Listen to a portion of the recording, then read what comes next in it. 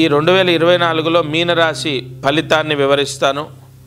గురుగ్రహము ధనస్థానంలో కుటుంబ స్థానంలో ఉంది. అయితే పూర్తిగా ఏలినాటి శని దోషం ఉండడం, రాహు రాశిలో సంచారం చేయడం, సప్తమంలో కేతు అంటే మీన రాశిని కేతు వీక్షిస్తున్నాడు. ఇక్కడ శని ఎక్కడున్నాడు? వ్యయస్థానంలో దుస్థానంలో ఉన్నాడు.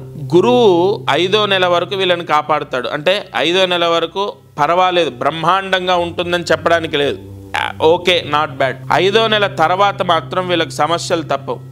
ఆర్థిక ఇబ్బందులు, ఉద్యోగపరమైనటువంటి సమస్యలు, ఉద్యోగం ఊడిపోవడం, లేదా విదేశాల్లో ఉన్నవాళ్ళు స్వదేశానికి రావడం, వీసాలు రిజెక్ట్ అవ్వడం, అసలు ఇక్కడ ఇప్పుడు ప్రస్తుతము వీసా ప్రయత్నం చేసే వాళ్ళకు కూడా నిరుత్సాహం మిగిలే అవకాశం ఉంటుంది. ఈ ఏలినాటి శని దోషము, లగ్న రాహు దోషం చేత ఈ మీనరాశి వారికి బాగోలేదు ఈ సంవత్సరం అనే చెప్పాలి.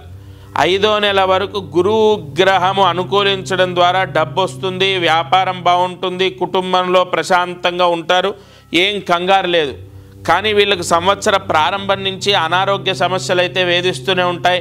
అనుకోని ఖర్చులు వీళ్ళని ఇబ్బంది పెడుతూనే ఉంటాయి. రావాల్సిన డబ్బు 6వ నెల నుండి రాక, 6వ నెల నుండి వ్యాపారంలో సమస్యలు, 6వ నెల నుండి మీనరాశికి అసలు ఏమాత్రం బాలేకపోవడం అనేదే క్లియర్గా రాశి ఫలితంలో కనబడుతోంది. ఇక్కడ ప్రధానమైనటువంటి గ్రహాలు 6వ నెల నుంచి పూర్తిగా దోషము అంటే దోషాన్ని ఇక్కడ అందించే అవకాశాలు ఉన్నాయి. ఆల్రెడీ ఇప్పుడు 2024 జనవరి నుంచి కొన్ని గ్రహాలు ఇబ్బంది పెడుతూ ఉంటాయి, కానీ గురువు కాపాడుతూ ఉంటాడు. ఈ గురు బలం కూడా 6వ నెల నుండి తగ్గిపోతుంది. కావున మీనరాశి వారికి యావరేజ్గా ఉందని చెప్పాలి. 6వ నెల తర్వాత అసలు ఏం బాలేదనే చెప్పాలి. ఇంకొకటి, వాహనపరమైన ఇబ్బందులు ఉంటాయి, జాగ్రత్త వహించాలి. తొందరపాటు నిర్ణయాల చేత చిట్టీలు కట్టడమో, లేదా అంటే మీ స్తోమతకు మించి లోన్లు తీసుకోవడమో, ఇటువంటివన్నీ చేస్తారు. ఇప్పుడు బాగానే ఉంటుంది, కానీ అసలు కథ 5వ నెల తర్వాత ప్రారంభం అవుతుంది.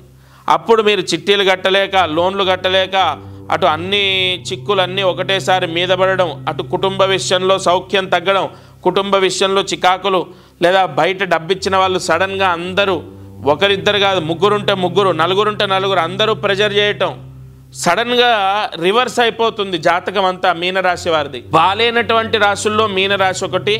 ఏలినాటి శని దోషం ఎక్కువగా వీళ్ళని ఇబ్బంది పెట్టే అవకాశాలు ఉన్నాయి. అటు రాహు కేతుల యొక్క బలం లేకపోవడం, ముఖ్యంగా గురుబలం తగ్గడమే దీనికి ప్రధాన కారణం.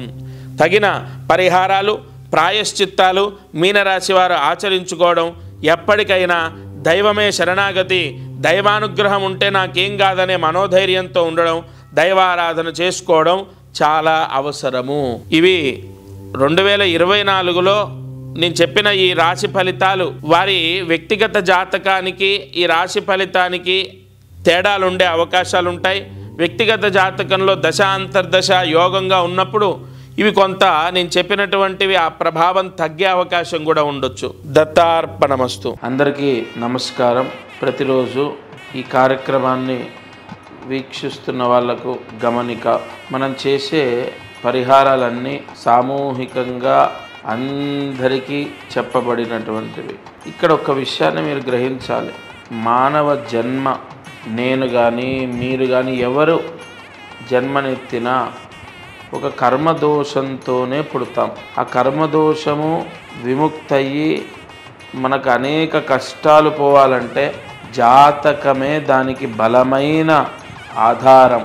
కావున ఎవరైతే ఈ ఛానల్ చూస్తున్నారో వాళ్ళకు విపరీతంగా, అంటే ఈ ఛానల్ చూడండి, దీంట్లో చెప్పిన పరిహారాలు చేయండి, ఓకే, అయినా కూడా మీ కష్టాలు తొలగలేదు, లేదా విపరీతంగా కష్టాలున్నాయి, ఇంట్లో సమస్యలు ఉన్నాయి, అమ్మాయి విషయంలో, అబ్బాయి విషయం, ఇలా అనేక విషయాల్లో సమస్యలు ఉన్నాయి అన్నప్పుడు తప్పకుండా మీ జాతకాన్ని పరిశీలింప చేయించండి.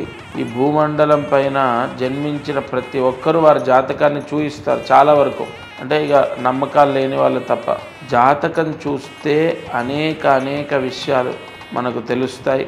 మీరు కింద కనపడుతున్న నెంబర్కి కాల్ చేసి మీ జాతక వివరాలు ఇవ్వండి. తప్పకుండా నేరుగా నేనే స్వయంగా మీతో మాట్లాడతాను. జై గురు దత్తాత్రేయ.